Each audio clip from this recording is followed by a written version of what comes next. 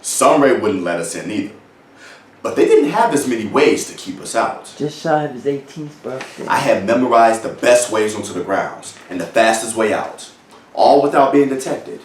Even now, you could blindfold me, drop me there in the dead of night, and I could find my way out in record time, no trouble at all. There were 4 of us. My best friend Franklin, your Uncle Dougie, and our cousin Reggie, who was the Sugar Child Robinson of swimming. I don't know who Sugar Chili is, Daddy. No, not Sugar Chili, baby girl. Sugar Child. Remind me to play you his record later? The point is, Reggie was a water prodigy. He was born by a river.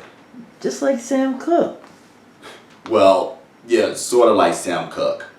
But Reggie could swim in any current, any temperature, at any distance. He breathed 2 elements, air and water.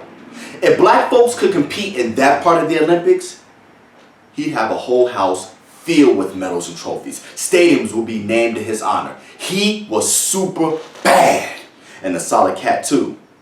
Back then, he was slim, strong, and quick. A few years younger than me. I told him what I wanted to do at Sunray, and he was on board just like that. It was going down. The 4 of us snuck in on a hot summer day. I stood by the way out. Franklin was by the way in, and Dougie was at a meeting spot with a dry set of clothes. Stationed at our marks, Reggie stripped down to his trunks. Franklin, on the lookout, counted off. 1, 2, 3. Pow! Reggie zoomed straight for that tank of water, all muscle, power, and revolution. He stayed with the route I mapped out, so he went straight for the tank. Then, splash! He's in the water. White folks scream and holler. Women scramble to get out while fellas jump in and try to get a hold of that beautiful black Aquaman. Towels, flail, pool toys tossed in the air. In the chaos, Reggie stayed on task. He had got to the other end of the pool. He jumps out, jets toward me. My heart matching his pace. Angry red faces not far behind, but Poseidon was on our side that day. He and I jet down this zigzag juke style path, and we got away. They couldn't catch us. We got away. Did you ever get in trouble? They never found out it was us. The story made the paper and everything, but no one snitched. Sunray got shut down for 3 days. Why? Sanitation. A Negro infected the pool, they said. So the city drained the tank, steam cleaned it, and filled it back up. Babe, come the end of this trial, win or lose, let's not fight anymore. Are we fighting? Not me and you.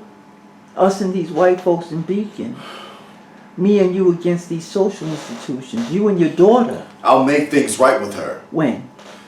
I just can't do it with a letter, a phone call. You can start with a letter or a phone call. If we win this case, we wouldn't have to fight anymore.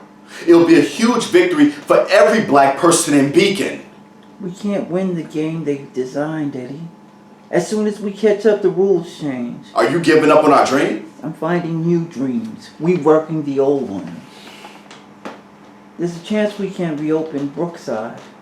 What? How? I had lunch with Brenda Sparks a while back. She told me the Public Works Executive Board approached her brother about filling an upcoming vacancy. They're putting a brother on that board?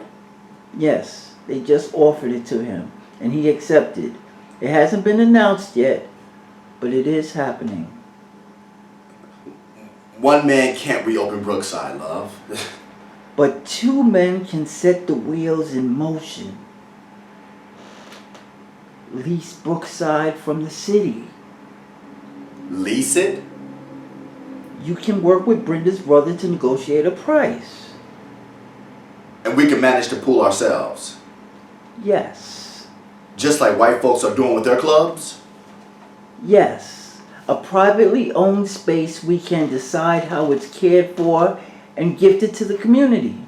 And with the change to the board, the allies you made during this trial, you can make this happen. I think we could do it, Eddie. It will take some time, and some back and forth. We can make a down payment with the money Daddy left us. We can finally restart his swim program. Make it free to everyone in the community. Brenda's brother is down to help us. They took lessons from Daddy when they were kids. Yes. They want to help however they can. And I know we can get the church behind it too. And start a partnership with the public schools. Maybe even build a community center. Raise the money to build an indoor pool so we can be able to swim all year round. Hi, my name is David Gillow and I am with Big Mouth Talent.